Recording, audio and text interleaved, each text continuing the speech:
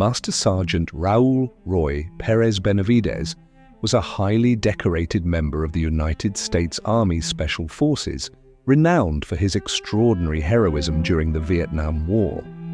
His life story is a testament to resilience, courage, and unwavering dedication to his comrades and country.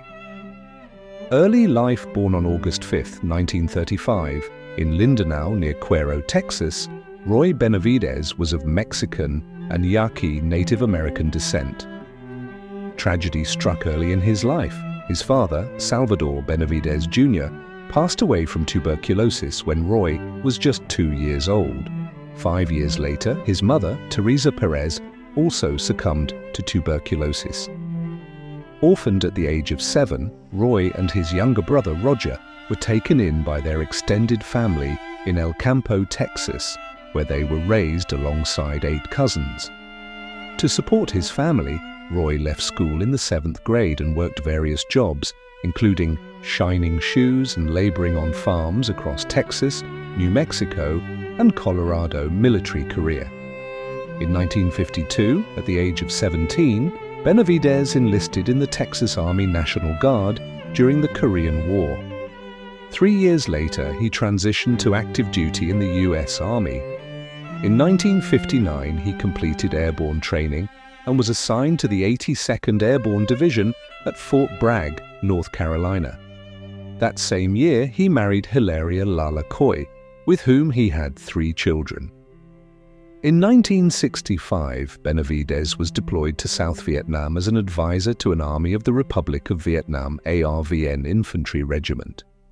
During a patrol, he stepped on a landmine, sustaining severe injuries that left him paralyzed from the waist down.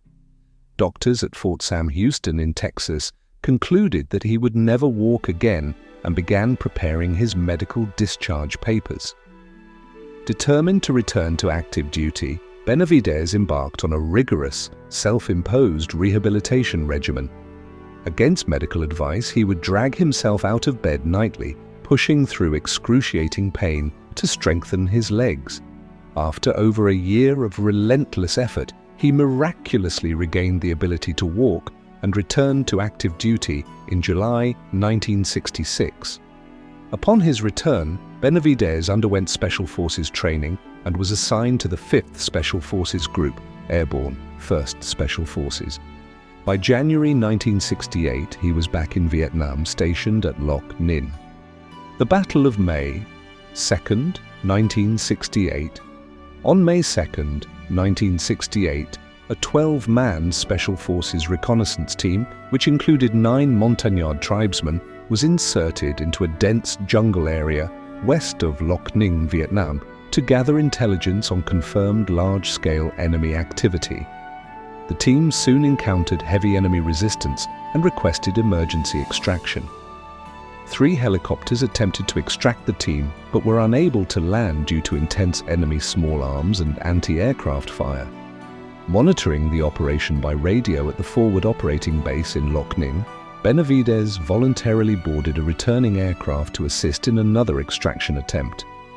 Armed only with a knife and medical supplies, he jumped from the hovering helicopter and ran approximately 75 meters under withering small arms fire to the crippled team.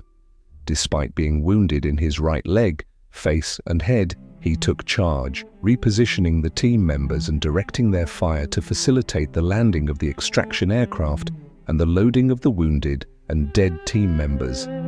He then threw smoke canisters to direct the aircraft to the team's position. Despite his severe wounds and under intense enemy fire, he carried and dragged half of the wounded team members to the awaiting aircraft.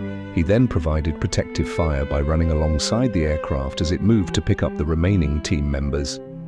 As the enemy's fire intensified, he hurried to recover the body and classified documents on the dead team leader. When he reached the leader's body, Benavidez was severely wounded by small arms fire in the abdomen and grenade fragments in his back. At nearly the same moment, the aircraft pilot was mortally wounded and his helicopter crashed.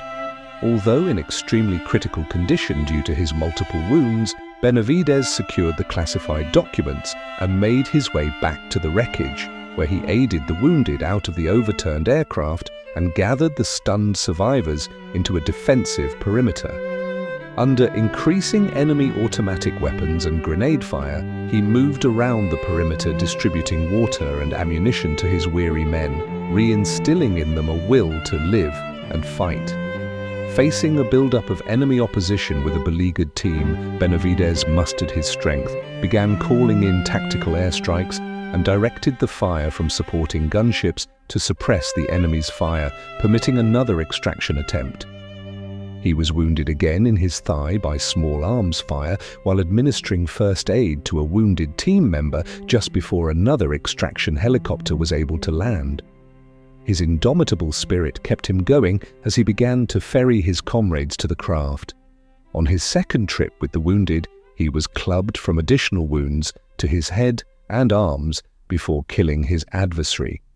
He then continued under devastating fire to carry the wounded to the helicopter. Upon reaching the aircraft, he spotted and killed 2 enemy soldiers who were rushing the craft from an angle that prevented the aircraft door gunner from firing upon them. With little strength remaining, he made one last trip to the perimeter to ensure that all classified material had been collected or destroyed and to bring in the remaining wounded. Only then, in extremely serious condition from numerous wounds and loss of blood, did he allow himself to be pulled into the extraction aircraft.